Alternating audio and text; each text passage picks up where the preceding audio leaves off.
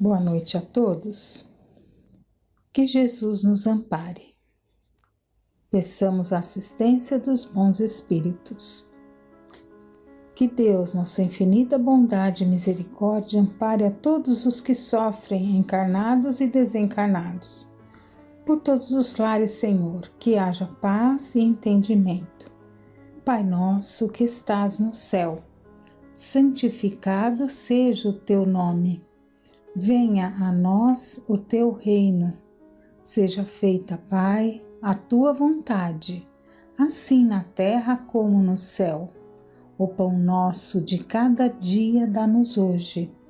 Perdoa, Senhor, as nossas dívidas, assim como perdoamos aos nossos devedores. Não nos deixes cair em tentação, livra-nos do mal. Que assim seja, Pai. Graças a Deus. Do Evangelho segundo o Espiritismo, por Allan Kardec, capítulo 28, coletânea de preces espíritas, item 53, prece para um nascimento. Vamos ler o prefácio.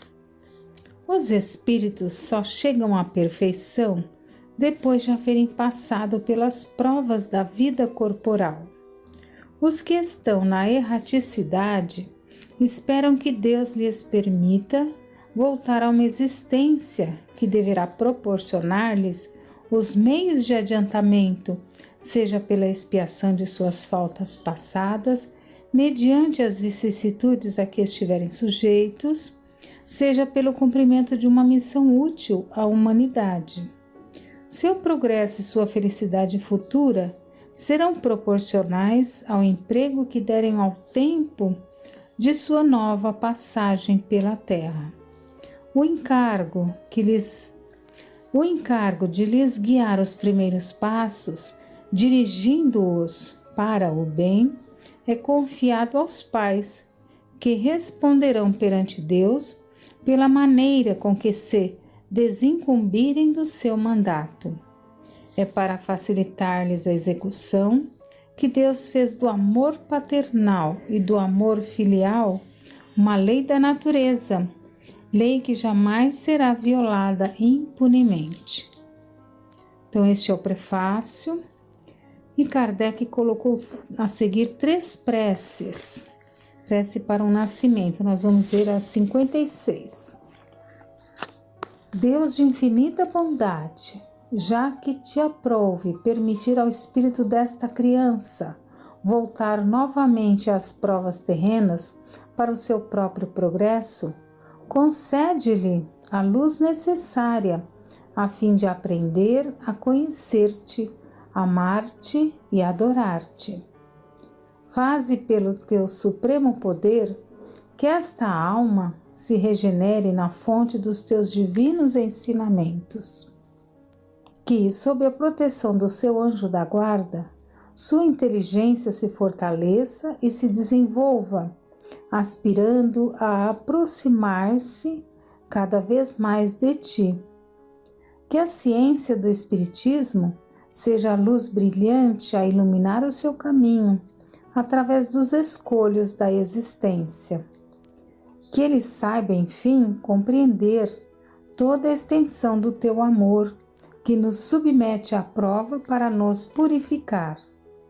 Senhor, lança o teu olhar paterno sobre a família que confiaste esta alma, para que ela possa compreender a importância de sua missão, e faze germinar nesta criança as boas sementes, até o momento em que ela possa, por si mesma, Senhor, e através de suas próprias aspirações, elevar-se gloriosamente para ti. Digna-te, ó meu Deus, ouvir esta humilde prece em nome e pelos méritos daquele que disse: deixai vir a mim os pequeninos, porque o reino dos céus é daqueles que se lhes assemelham. E Leon Denis, no livro Depois da Morte, falando sobre o alvo da vida, ele diz: a vida atual é a consequência direta, inevitável das nossas vidas passadas, assim como a nossa vida futura será a resultante das nossas ações presentes, da nossa maneira de viver. Vindo animar um corpo novo, a alma traz consigo, em cada renascimento, a bagagem das suas qualidades e dos seus defeitos, todos os tesouros acumulados pela obra do passado. Assim, na série das vidas, construímos por nossas próprias mãos o nosso ser moral, edificamos o nosso futuro, preparamos o meio em que devemos renascer, o lugar que devemos ocupar. Então, Leon Denis esclarece que cada ser ocupa o lugar que vai ajudá-lo em seu progresso na encarnação, preparada para esse fim. O espírito traz consigo sua bagagem de qualidades e defeitos, vem para aprimorar as primeiras e vencer as imperfeições pouco a pouco. A família não é constituída ao acaso.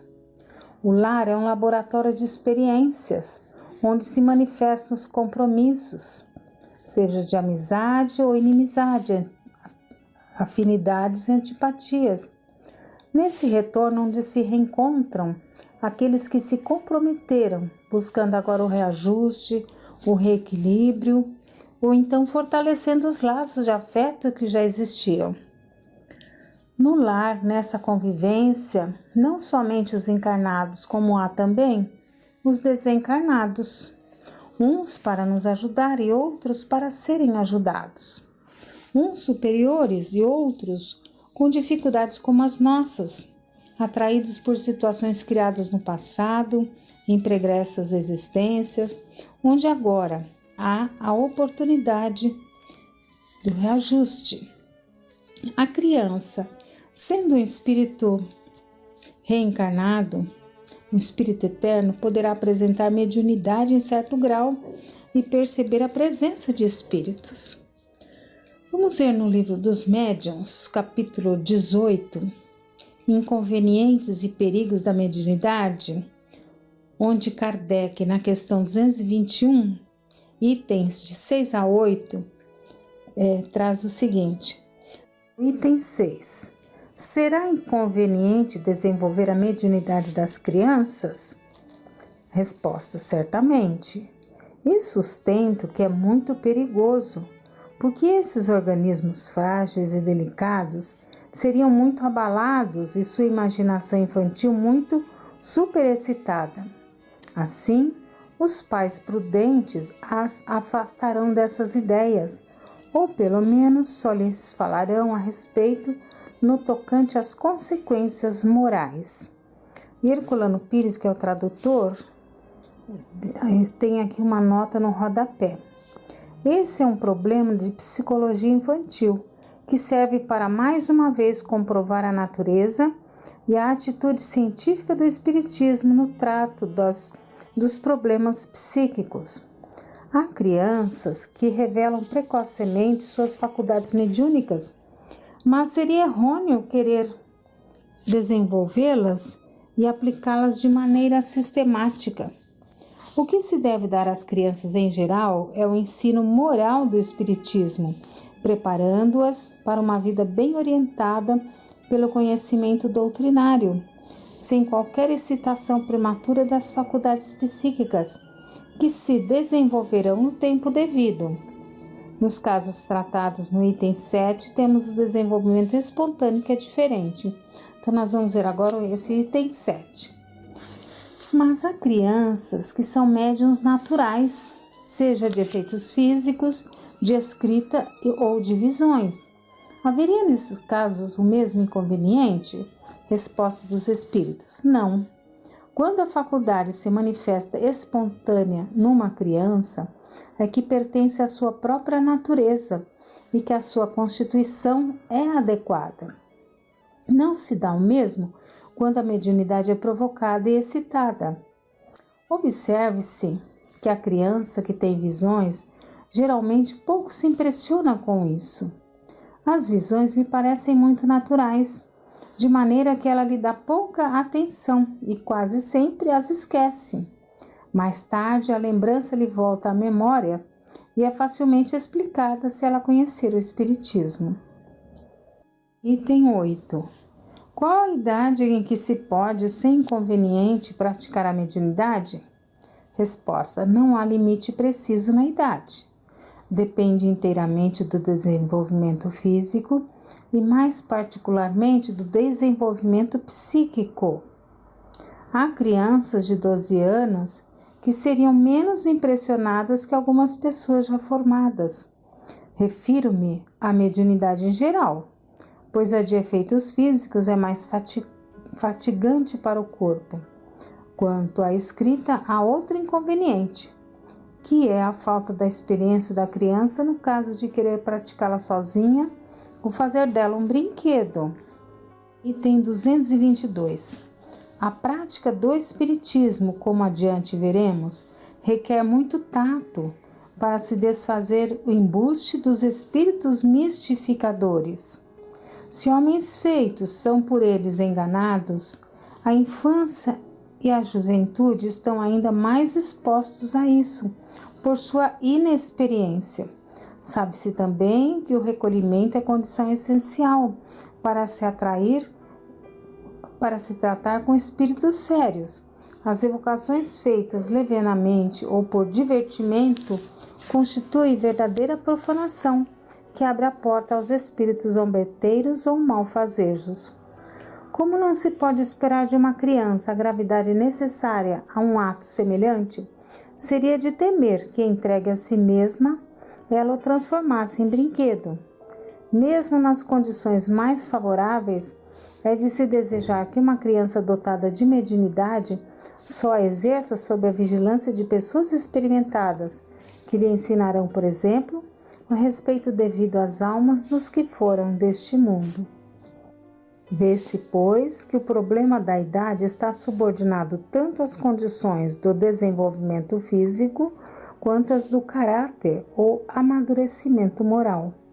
Entretanto, o que se ressalta claramente das respostas acima é que não se deve forçar o desenvolvimento da faculdade mediúnica nas crianças, quando ela não se desenvolver de maneira espontânea, e que, em todos os casos, é necessário empregá-la somente com grande circunspecção, não se devendo jamais provocá-la ou encorajar o seu exercício pelas pessoas fracas. Como vimos, a mediunidade na criança pode se apresentar de forma espontânea, natural, jamais provocada. E no caso das crianças, será que poderia haver obsessão em crianças? Sim, podemos ver sim. Há casos em que a criança apresenta uma obsessão que poderá ser de um espírito vingativo ou até de comparsas de erros que podem se aproximar por afinidade. Ivone do Amaral Pereira, no livro Devassando o Invisível, relata o caso de uma parenta, uma menina de 10 anos de idade. Vamos acompanhar. Uma de nossas parentas, menina de 10 anos de idade, justamente a caçula dentre 6 irmãos, acusava anormalidades nos modos comuns a uma criança. Anormalidades que uma razão esclarecida em assuntos espíritas compreenderia provirem de influenciações da parte de seres desencarnados e inferiores. Caracterizavam-se os seus modos por trejeitos cômicos, carantonhas horríveis, palavreado piegas ou atrevido, desagradável, tolo, que a todos da família irritava e aos estranhos escandalizava, e tornando necessária toda a paciência e boa vontade que a doutrina espírita recomenda para que se pudesse suportar tal estado de coisas, pois, além do mais, a dita criança se rebelava contra qualquer disciplina, desobedecendo a tudo, renitente, odiosa, dando mesmo a impressão de se encontrar desequilibrada das faculdades mentais. Tentaram-se castigos variados, sem serem esquecidas as clássicas sovas de chinelos.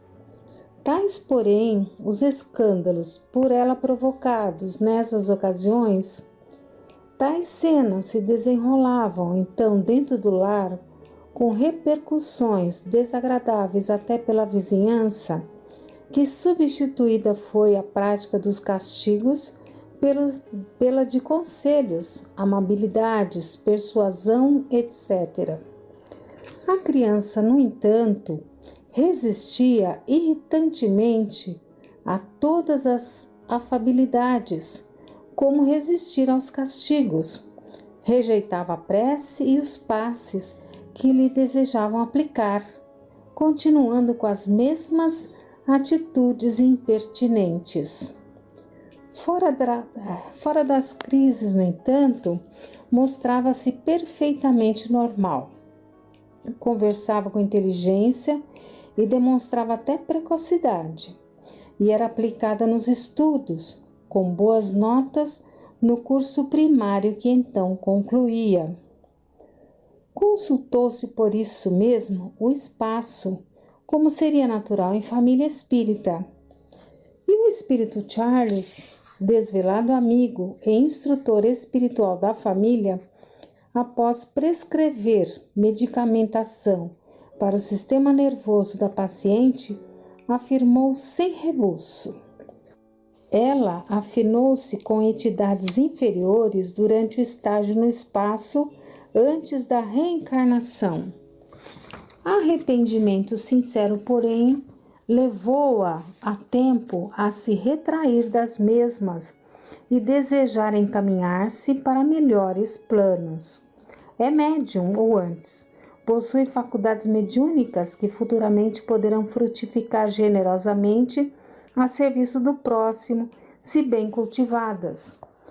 Os antigos companheiros do invisível assediam-na, tentando reavê-la para o sabor de velhos conluios.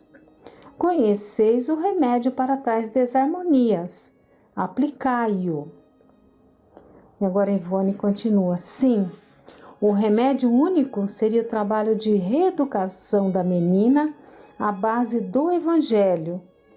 Preces, paciência, vigilância, amor, disciplina rigorosa, sem concessões que redundassem em cumplicidade com caprichos prejudiciais, fraternidade e caridoso interesse para com os infelizes sedutores desencarnados. São estes os antigos companheiros da menina durante seu estágio no invisível, antes da reencarnação presente. Pertencem a uma classe especial de mistificadores, a qual descai para de obsessores. Não são inimigos dela, segundo a terminologia humana, e nem se vingam, porque ela nenhum mal cometeu contra eles. Porém, não são também amigos, porquanto não o são de quem quer que seja, visto que ainda não adquiriram o senso da fraternidade, nem a favor de si próprios. Afinou-se com eles no simples intuito de se divertir, supondo-os inofensivos, tal como o homem folgazão que se mistura a um bando de carnavalescos, a fim de se distrair das preocupações fatigantes sem medir quaisquer consequências. Com o tempo, no entanto, verificou o erro que cometera e retraiu-se, procurando na prece o auxílio que não lhe faltou, e asilou-se entre nós, reencarnada, como se o fizera no seio de um reformatório, onde se reeducasse, impulsionando-se para os progressos novos. Ivone encerra dessa forma. Resta-nos acrescentar que a criança que deu motivo à presente lição se corrigiu das anormalidades apresentadas e que o mais que contribuiu para tão feliz desfecho foi o serviço de conselhos e preces a favor das entidades influenciadoras durante as fraternas e tão belas reuniões do culto do Evangelho no lar, que os espíritas já há algum tempo tão amorosamente praticam, recordando os tempos apostólicos.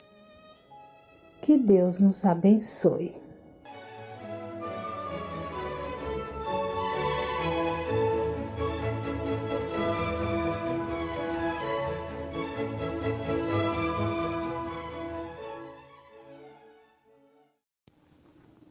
Boa noite a todos.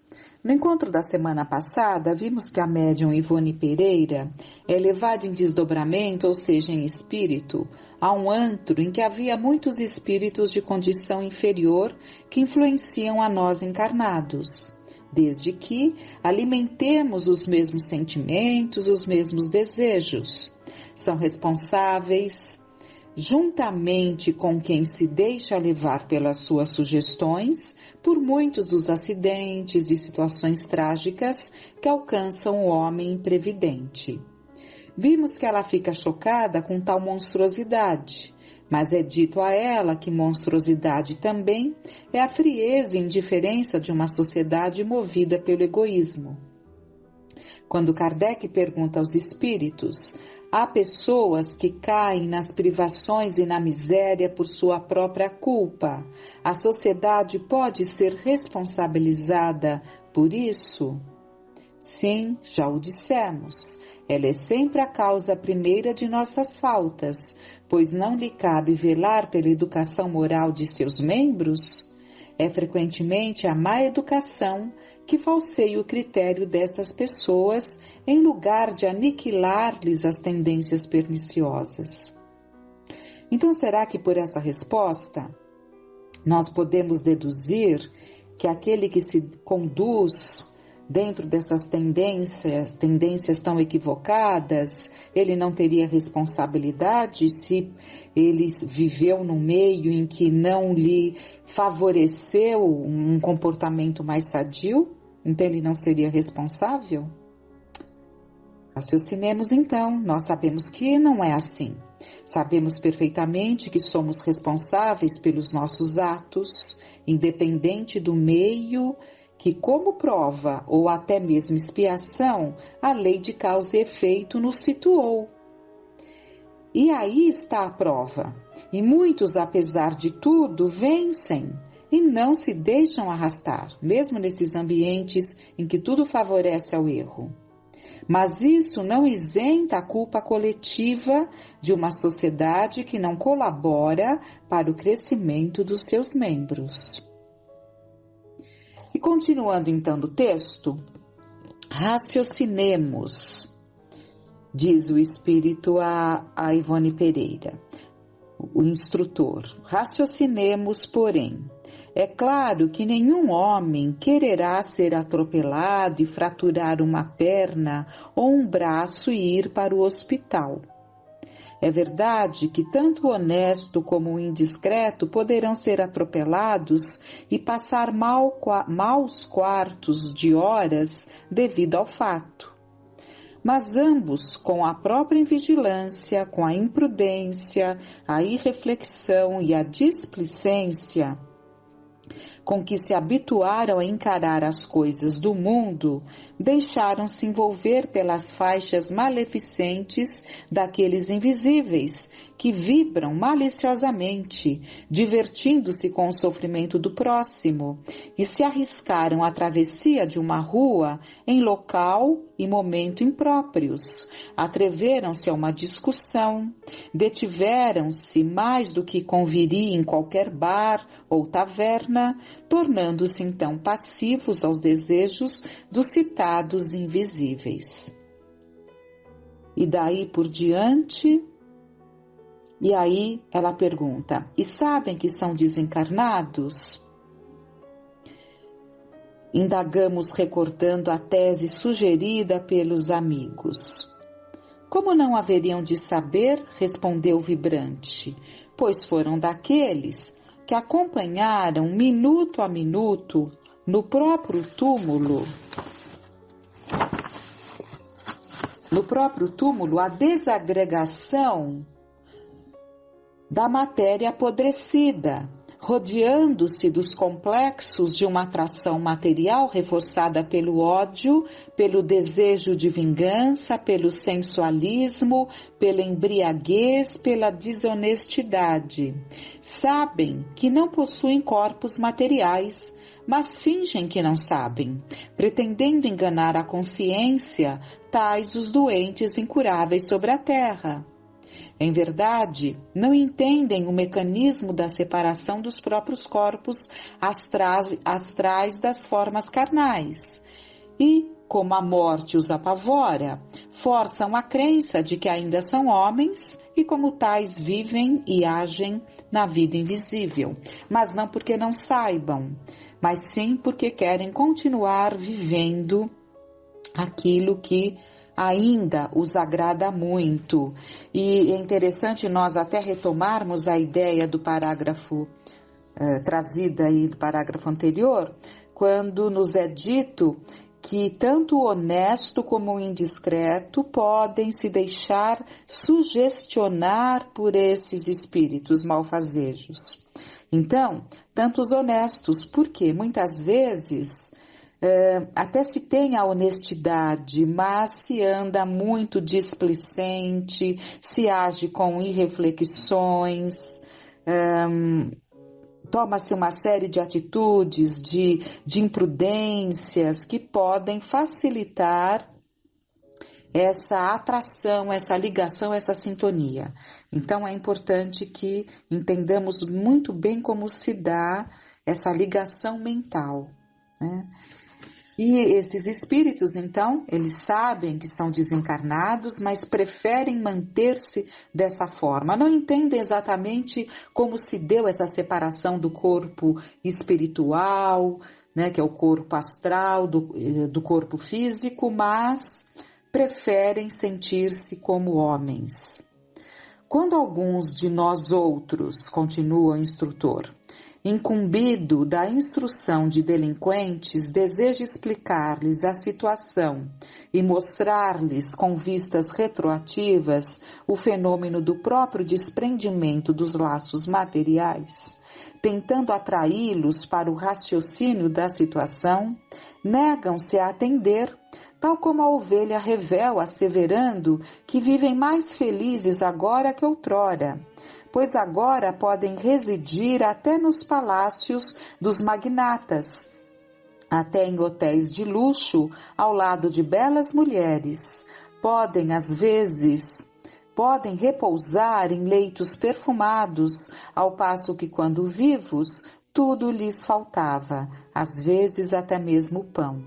E acrescentam zombeteiros: para que havemos de nos converter ao amor ao próximo, se o próximo nunca nos amou? Na verdade, existe essa insistência em dizer-se feliz, mas não é o que realmente acontece, né? Mas é quando nós não queremos mudar uma situação, nós achamos que está muito bom e muito confortável. É isso que acontece com esses espíritos que querem continuar nesse quadro, que eles alegam que são muito mais felizes do que antes, mas nós sabemos que não há como ser feliz nessas condições tão dolorosas, porque mesmo que eles se sintam ali em ambientes que nunca frequentaram, primeiro que não estão propriamente no ambiente, porque vibram numa outra faixa. Segundo, que a mente de espíritos assim perturbados, de espíritos assim voltados ao mal, não lhes dá momentos de paz, de harmonia. Então não há como ser feliz. Continuando então. Prestamos atenção no aspecto dos infelizes que tínhamos sob as vistas.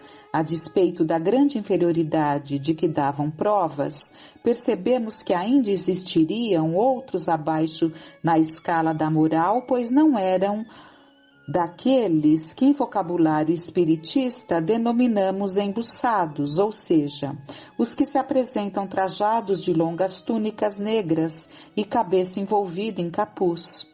Pareciam antes homens que espíritos desencarnados, e dir-se-ia embriagados. Parece que tais entidades absorvem a essência ou exalações de bebidas alcoólicas nos bares e tavernas e até nos cassinos e clubes de luxo, e também nos domicílios familiares, quando os circunstantes encarnados são dados a libações costumeiras.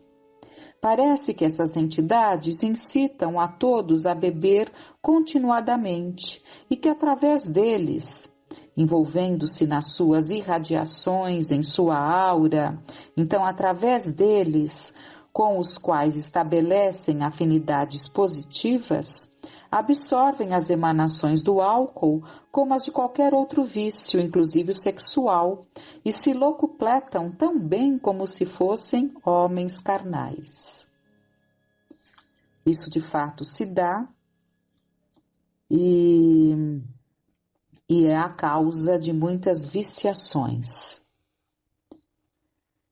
Eram, porém, tipos comuns, como tantos que vemos pelas ruas, vestes em desalinho, rotas imundas, pés descalços, despenteados, fisionomias torturadas pela miséria e a fealdade, olhos profundos como que sem vida, traindo todos a repercussão dos estragos que a putrefação dos próprios corpos carnais no fundo dos túmulos produziu na indumentária trajada pelo cadáver, refletindo-se sobre o perispírito, impressionando-lhes a mente, atuando sobre as sensações. Esta repercussão dava em resultado as vestes sórdidas com que nossa visão os via trajados, e todos se unificavam pelo mesmo baixo nível de moral, a despeito das diferentes posições sociais que alguns deles haviam ocupado na terra. Então, nós sabemos que essa ligação com o corpo em putrefação é puramente mental, mas se reflete, não deixa de se refletir no próprio perispírito, por essa ligação mental. Ao nos distinguirem, saudaram-nos com alegria e convidaram-nos a beber, supondo-nos uma parceira, ou mesmo nada supondo. Naturalmente recusamos como recusaríamos igual convite de encarnados. Fizemo-lo, porém, cortesmente agradecendo a atenção.